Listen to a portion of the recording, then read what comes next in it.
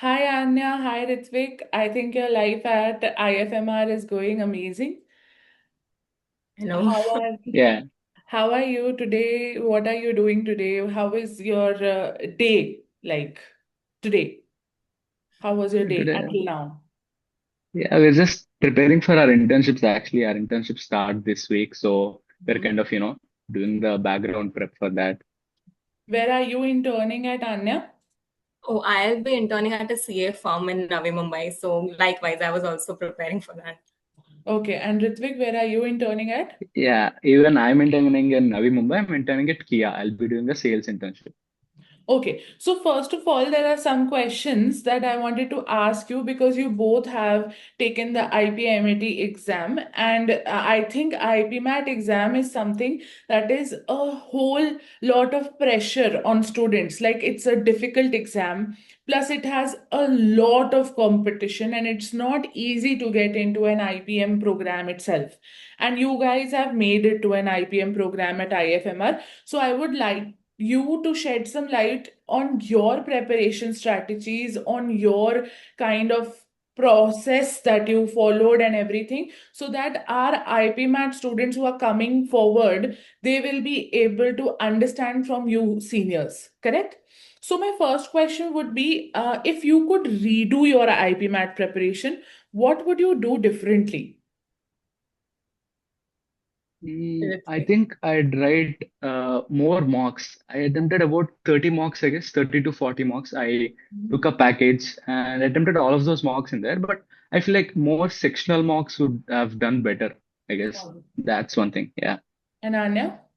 Yeah, for me, it would be not avoiding the difficult questions or topics. Like I kept abandoning some topics until the end moment, but it was too late. Hmm. Face of yours. So, according to that, Ritvik, don't you think that mocks is a very good metric to understand how you are preparing and everything? But don't you think that mocks plus the analysis, a good quality analysis, is also very necessary? Did that Correct, help correct. you a little bit? Yeah, it definitely did help me because I was sort of, good at English and I was good at logic, but I was kind of falling behind in the quant section. So Mhm. that, I analyzed that and tried to take more sectional marks in only quant section.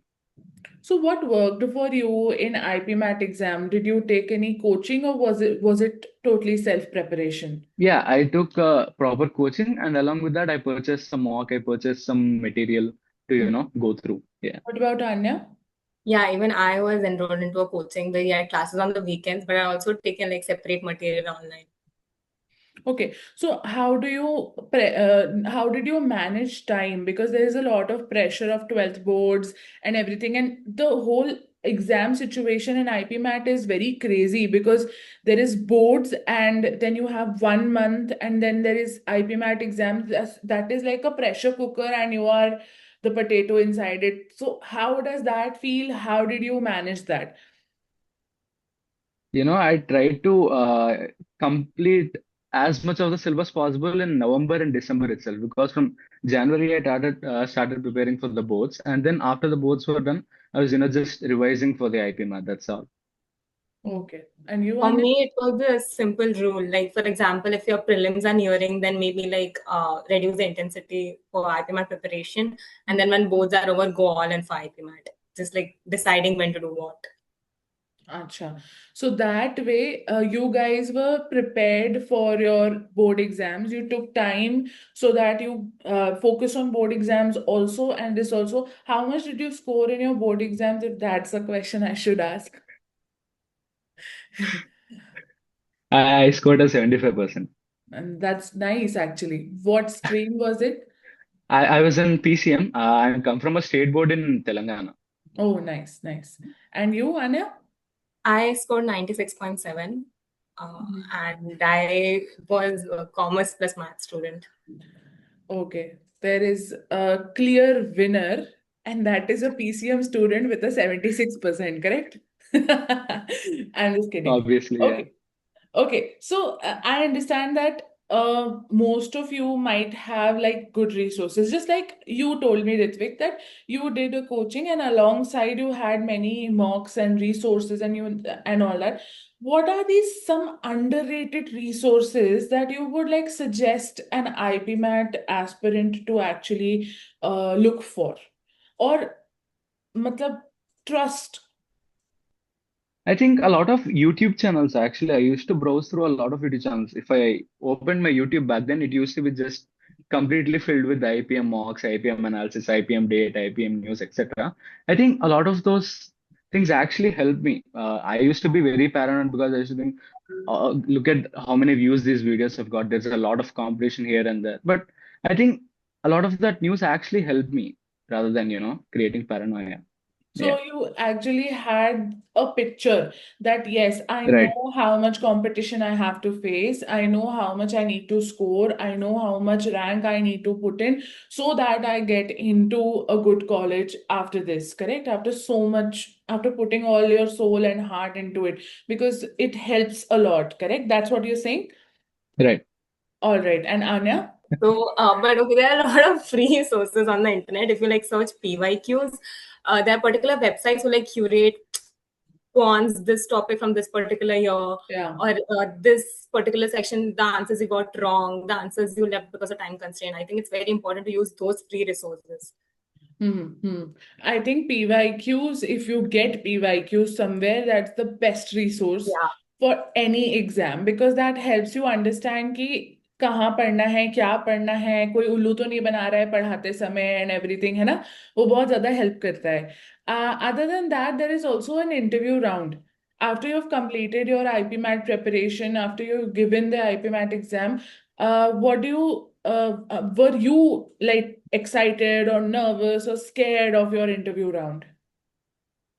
I mean, honestly, it's my economics sir who took my interview back in the day. Oh. So he was pretty chill. He asked me a lot of socio-political topics actually. A lot of elections happened back then. Yeah, he was just very chill throughout it. He was making it a conversation rather than, more of an interview back and forth and like that. He was making a very chill conversation. Asked me about politics, why I was in a science background and then choose to came here. And all Hmm. of that was pretty chill actually. Yeah. So were you scared before that? Like if that is fine that the interview went well is something different. Now you are boasting. So interview went well because it was your economics sir and he was friendly and all that is all right. I understand that. But were you scared? Because most of people are scared. I think they'll relate with you. Correct. I was scared. I was a little tense. Yeah, but him being there, he made it very chill. Yeah, that's it. Crazy. And when I asked the question, were you nervous? Were you excited or were you scared? And I was like, yes. I was all three. Okay, Yeah, Anya. so mainly because I remember my interview was at 9 a.m. and on the same day at 11 a.m. at 12 both results were supposed to come out. Ooh. So I was That already is that is like a guide to ruining someone's yeah, interview because the person is already shaking. Okay, yeah. did I totally screw it in the boards? All right. That's crazy. So, like, matlab, most of you might have also seen this. Whenever you take mocks, the one and only fear, regardless of how much preparation you've done. I've seen people who've not even prepared for like 1 month, 1.5 months. They know half of the quant topics. They are not as good in VARC section or reading and everything, and they just get one thought and that is to score well in mocks. So, how did you cope with that? Like, I know every student goes through that and they think, ki, out of nowhere, I will score good in my first mock, second mock, or third mock. So, how did you cope with that? And what do you think should be the thought process of a student? Let's start with Anya. I didn't get your question exactly. I'm so sorry. Okay. See, I'm asking that most of the students go through this that whenever they start taking mocks or they take any mock, even if it's a first mock, then also they have this thought process that I have to score well. I have to score extremely good rather than understanding the technique of taking mocks and everything. So, how did you cope with that? during your IPMAT days? I think it's important to understand that when you take a mock, you're taking a mock not to see how much you can score, but to see where you lack or where you're currently standing. It is not deciding your D-Day performance. So Correct. go in to write a mock with the mentality that, okay, I'll get to know my weaknesses and my strengths, and I'll accordingly work on them. I think that really helps you. What about Ritvik?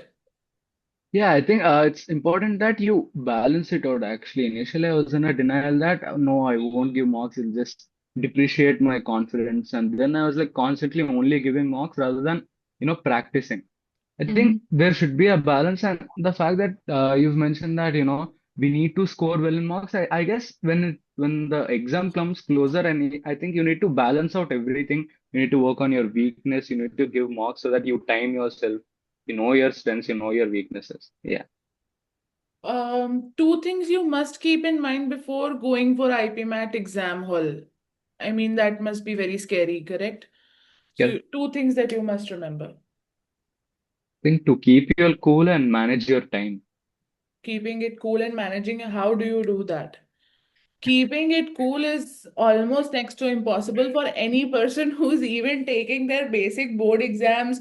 I wouldn't even keep cool when I had like basic school exams. So how do you keep it cool, Ritvik? Like, just like you're cool here. I think it's important that you're not nervous because when you're generally nervous, it's the time when you're most prone to make mistakes generally.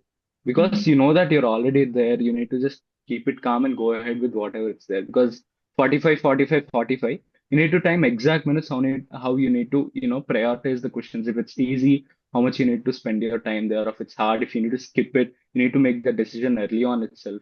And like that, you need to make a few quick decisions and go on. Correct. So if you have a plan in mind, you will be cool as Correct. it's not that difficult, you're saying. Anya, what is your say? Okay, two things to remember is first that this is not the end of the world. If you go in with that thought, you're going to ruin it in the first place. Absolutely correct. I agree. And then second is to remember why you are there. Like just know your intent. You know, do not have to take it too lightly. Neither do you have to take it like very seriously. There should Harshly, be a correct. balance. Mm-hmm. So, two myths about IPMAT preparation that whose reality you want to like make it out.